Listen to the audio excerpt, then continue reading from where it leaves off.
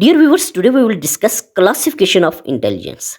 Very important topic in educational psychology. In educational psychology, intelligence is often classified into different types based on various factors, such as the abilities being measured, the approach used to define intelligence, and the purpose of the classification. Here are some of the common classifications of intelligence in educational psychology. This is the example of, you can say that this is serial number and groups IQ levels. One is genius, IQ level of genius 140 and above. Very superior 120 to 130. Intelligence 110 to 119. Average child 90 to 109. Dull child 80 to 89. Borderline 70 to 79.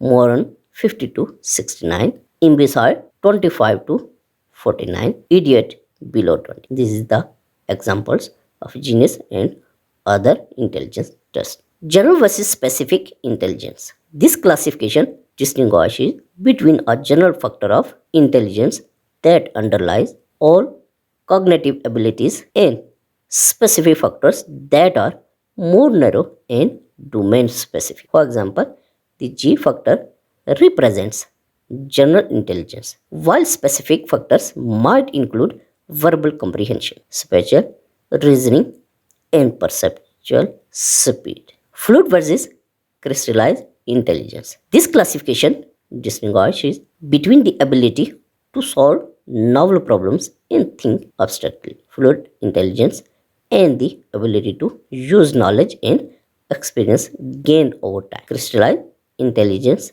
Fluid intelligence tends to decline with age, while crystallized intelligence tends to increase. Multiple intelligence. This classification, proposed by Howard Gardner, suggests that there are multiple independent forms of intelligence that reflect different abilities such as linguistic, logical, mathematical, spatial, musical, bodily, kinesthetic, interpersonal, and intrapersonal.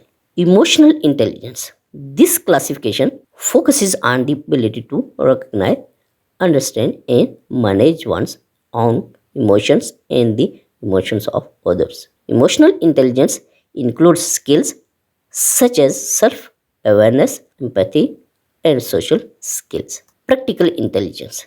This classification emphasizes the ability to adapt to real world situations and solve practical problems, often involving social or interpersonal issues. These classifications of intelligence can help educators and psychologists better understand and assess different aspects of cognitive functioning in individual. However, it is important to note that intelligence is complex and multifaceted, and no single classification system can fully capture all aspects of intelligence.